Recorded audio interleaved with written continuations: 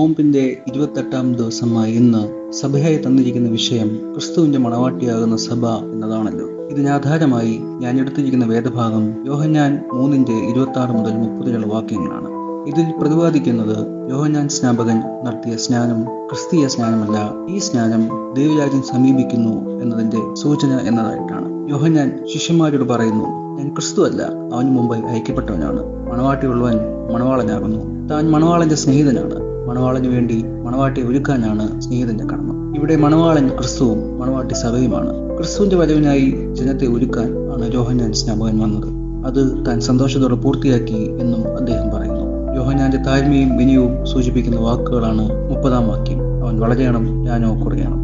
ഇന്നത്തെ നമ്മുടെ പ്രായോഗിക ജീവിതത്തിൽ ഈ വാക്യത്തിന് എത്ര അധികം പ്രസക്തിയുണ്ട് എന്ന് നാം ചിന്തിക്കേണ്ടിയിരിക്കുന്നു. ആരാണ് വലുത് എന്ന ചിന്ത നമ്മെ ഭരിക്കുന്നു. മറ്റുള്ളവരുടെ ഉയർച്ചയിൽ സന്തോഷിക്കുവാൻ നമുക്ക് സാധിക്കുന്നുണ്ടോ? മറ്റുള്ളവരെ അംഗീകരിക്കാൻ നാം തയ്യാറാണോ? മറ്റുള്ളവരെ അംഗീകരിക്കാനും പ്രോത്സാഹിപ്പിക്കുവാനും നമുക്ക് സാധിക്കണം. അവരെ ശ്രേഷ്ഠരായിട്ട് കാണുവാൻ നമുക്ക് സാധിക്കണം. ഈ നോമ്പിന്റെ ദിവസങ്ങൾ ഒരു പുനർചിന്തനത്തിന്റെ ദിവസങ്ങളാകാൻ നമുക്ക് സാധിക്കട്ടെ. അവനോ വളരെയണം, ഞാനോ കുറയണം. ആമേൻ.